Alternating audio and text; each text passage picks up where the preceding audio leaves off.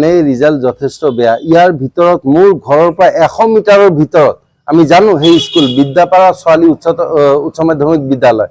আজি 60 বছৰ হ'ল এই বিদ্যালয় স্থাপন হোৱা, আৰু যোৱা 10 বছৰে মই যিমান দূৰ জানো 10 জন ষ্টুডেণ্ট হোৱা নাই, ফাৰ্ষ্ট ডিভিজন পোৱা নাই। আৰু এইবাৰ কি হৈছে 70 জন আপোনাৰ কৰিছিলে, বহিছিলে পৰীক্ষাত। এই স্কুলৰ পৰা 70 জনৰ 28 কেইজনে ফেইল কৰিছে। এইটো চাগে বিশ্ব ৰেকৰ্ড। আমাৰ অসম চৰকাৰে বিভিন্ন ধৰণৰ বিশ্ব ৰেকৰ্ড কৰি কিনে ভাল পায়। কোৱাত বিহু নচুৱাই কিনে বিশ্ব ৰেকৰ্ড কৰে, কোৱাত গছ পুলি ৰুই কিনে বিশ্ব ৰেকৰ্ড কৰে। এইটো এটা বিশ্ব ৰেকৰ্ড বুলি অসম চৰকাৰে গোটেইকেইটা শিক্ষকক জনাবলৈ, সম্বৰ্ধনা জনাবলৈ মাতি লৈ পিনে। মানে ইয়াতে এটা বস্তু মই বৰ আচৰিত হৈছো যে হাইস্কুল শিক্ষান্ত পৰীক্ষাৰ এতিয়া যিটো অৱস্থা, যে মুখ্যমন্ত্ৰীয়ে কয় সমাজ বিজ্ঞান নাম্বাৰ বঢ়াই দিব, তাৰপিছত স্কুলৰ পৰাই কিবা 20 নম্বৰ নে 10 নম্বৰ নে কিবা এটা গ্ৰেছ মাৰ্ক দিয়াৰ কথা আছে।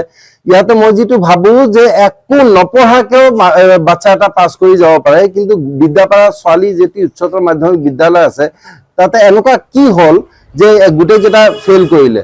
আৰু ফেইল কৰাৰ পিছত কি হ'ল, আমি যিমানখিনি জানিব পাৰিছো যে শ্ৰীভূমি জিলাৰ আপোনাৰ হাইস্কুল শিক্ষান্ত পৰীক্ষাৰ ৰিজাল্ট যথেষ্ট বেয়া হৈছে।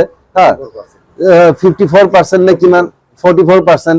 তাৰে বহুত কেইজন শিক্ষকক 24 ঘণ্টা নে 48 ঘণ্টা সময়সীমা বান্ধি দি কিনে চৌকচ কৰা হৈছে। তাৰপিছত 300 কিমানজন শিক্ষকক তেওঁলোকৰ দৰমহা কৰ্তন কৰা হৈছে। বিদ্যাপাৰা ছোৱালী উচ্চতৰ মাধ্যমিক যিটো বিদ্যালয় আছে তাৰ শিক্ষকসকলৰ কোনো একাউণ্টেবিলিটি নাই নেকি? তেওঁলোক সকলো হিচাপৰ বাহিৰত নেকি? যে তেওঁলোকক আমি জনামতে না চৌকচ কৰা হৈছে, না দৰমহা কৰ্তন কৰা হৈছে, না কিবা।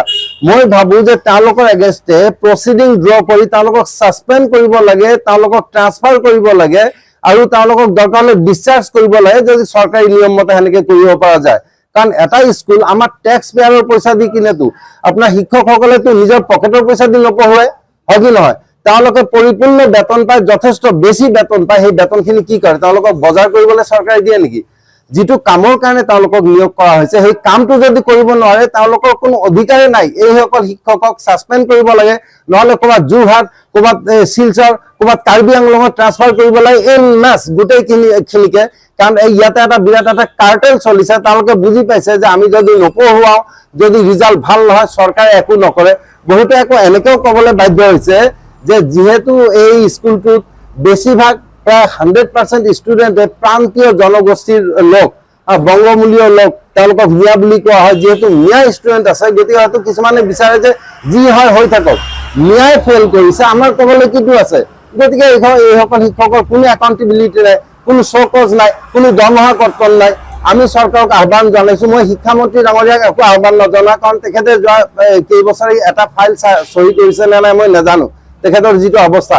মই আমাৰ মুখ্যমন্ত্ৰী ডাঙৰীয়াক আহ্বান জনাইছো যে এইসকল শিক্ষকৰ বিৰুদ্ধে ব্যৱস্থা লওক, দৰকাৰ হ'লে এটা ইনকুৱাৰী কমিশ্যন বহুৱাওক যে কি কাৰণে যোৱা 10 বছৰ, এই বছৰৰ কথা কোৱা নাই, এই বছৰটো কোনো ব্যতিক্ৰম নহয় যে হঠাৎকে গোটেই কেইজনে ফেইল কৰিলে। এইটো ক্ৰম হয়। This is the system in this school. এইটো স্কুলত এইটোৱে চিষ্টেম। মই কৈছো নহয় যে যোৱা 10 বছৰে 10 জন কি কয় আপোনাৰ বাচ্চা ফাৰ্ষ্ট ডিভিজন পোৱা নাই। ধুনীয়াকে বিল্ডিং আছে, স্কুল বিল্ডিং বনোৱা আছে, টাউনৰ মাজত হয়, কোনো চহৰত যাব নালাগে, ভঙা জুপুৰিত স্কুল ক্লাছ চলাব নালাগে, লাইট আছে, ফেন আছে, বেঞ্চি আছে, সকলো ব্যৱস্থা আছে, বেলেগ স্কুলতকে ভাল ব্যৱস্থা আছে। অথচ ইয়াৰ শিক্ষকে নিশ্চয় পঢ়ুৱাব পৰা নাই। নতুবা তেওঁলোকে ধৰি লৈছে যে আমি যদি নপঢ়ুৱাওঁ, গোটেইকেইটা যদি অলগদ্ধ হৈ কিনে বাহিৰ হয়, তেতিয়াহ'লে আমাৰ একো নাই। এইসকলক এইটো ক্ৰাইম বুলি নক'ব, এইটোক অপৰাধ বুলি নক'ব। অপৰাধ কি বুলি ক'ব? সৰু বাচ্চাৰ মূৰ খোৱা এটা অপৰাধ, ইয়াতকে ডাঙৰ একো অপৰাধ হ'ব নালাগে। মই ভাবো এইসকলক অপৰাধী সাব্যস্ত কৰি তেওঁলোকক ডিscharge কৰা হওক, দৰমহা কৰ্তন কৰা হওক, তেওঁলোকক ছাছপেনশ্যন কৰা হওক, আৰু তেওঁলোকক যোৰহাট, ডিব্ৰুগড়, ধেমাজি, আপোনাৰ শিলচৰ, কাৰ্বি আংলং, ডিমা হাছাও জিলালৈ ট্ৰান্সফাৰ কৰা হওক। তেতিয়া তেওঁলোকে বুজিব যে কিমান কিমান ধানত কিমান চাউল। তেতিয়া তেওঁলোকে হুঁচত আহিব। চাওক, প্ৰথম গাফিলতি হৈছে শিক্ষক শিক্ষয়িত্ৰীৰ। কাৰণ তেওঁলোকে যেতিয়া চাকৰিটো লয়, এটা শিক্ষকতাৰ পবিত্ৰ এটা চাকৰি যেতিয়া লয়, তেতিয়া তেওঁলোকে জানে যে তেওঁলোকৰ দায়িত্ব কিটো। গতিকে সেইটো এতিয়া চৰকাৰে নতুনকে কৈ দিব লাগিব নেকি যে তোমালোকে ভালকে পঢ়ুৱাব লাগিব, পাছ কৰিব লাগিব, ইটো সিটো? সেইটো নালাগে। 1 নম্বৰ কথা, প্ৰথম গাফিলতি উইদাউট এনি ডাউট নিঃসন্দেহে আপোনাৰ শিক্ষকসকলৰ, শিক্ষক শিক্ষয়িত্ৰীৰ বুলি ভাবো। আজি 2, 4, 5 বছৰ নে কিমান বছৰ মই নাজানো, কিবা ডাঙৰ ডাঙৰ মিটিং পাতি কিনে আমাৰ মুখ্যমন্ত্ৰী ডাঙৰীয়া এজনকে শিক্ষকক মাতিছে। কোনোবা যদি শিক্ষকে মদ খাই আহিছে, তাক জবাবদিহি কৰিছে যে আপুনি মদ খাইছে কেলে? অন কেমেৰা চবৰে সন্মুখত ক'ৰবাত ৰিজাল্ট ভাল হোৱা নাই সেই বিষয়ে প্ৰশ্ন উত্তৰৰ সন্মুখীন হৈছে সেই সভাতে মুখ্যমন্ত্ৰী ডাঙৰীয়া। কিন্তু আমাৰ ধুবুৰী ছোৱালী উচ্চতৰ মাধ্যমিক বিদ্যালয় যিটো আছে এইটো সকলো হিচাপ নিকাচ সকলো একাউণ্টেবিলিটিৰ বাহিৰত নেকি চৰকাৰে এইটো বেলেগকে থৈ দিছে যে হ'ব মিয়া ল'ৰা ছোৱালী ফেইল কৰিছেতো কৰকগে নে কি? কাৰণ আমাৰ মুখ্যমন্ত্ৰী ডাঙৰীয়াই এনেকুৱা কিবা কথা টাইমে টাইমে কৈয়ে থাকে যে ধুবুৰী গোৱালপাৰালৈ গ'লে বৰপেটালৈ গ'লে অসমত থকা যেন নালাগে, হয়তো সেইকাৰণে এৰি দিছে তেওঁলোকক যে বেতনটো খাই থাকক, তাৰপিছত হঠাৎকে এদিন দৰকাৰ হ'লে স্কুলটোৱে বন্ধ কৰি দিব যে ৰিজাল্ট ভাল নহয়, নাইবা এমালগেমেট কৰি কিনে বেলেগ ক'ৰবাত লৈ কিনে কৰিব। গতিকে আমি ভাবো যে দুই পিনে আপোনাৰ আছে হেমাহি আছে, দুই পিনে আপোনাৰ কৰ্তব্যৰ গাফিলতি আছে, চৰকাৰৰ আছে আৰু প্ৰথমে শিক্ষকসকলৰ আছে। গতিকে আমাৰ মুখ্যমন্ত্ৰী ডাঙৰীয়াই তেখেতৰ সদিচ্ছাৰ পৰিচয় দিয়ক, এইসকল শিক্ষকক তেওঁলোকক এন মাছ ট্ৰান্সফাৰ কৰক, ছাছপেনশ্যন কৰক, ডিscharge কৰক, ডিপি ড্ৰ কৰি ডিপাৰ্টমেণ্টেল প্ৰচিডিং ড্ৰ কৰি তেওঁলোকক জবাবদিহি কৰা হওক।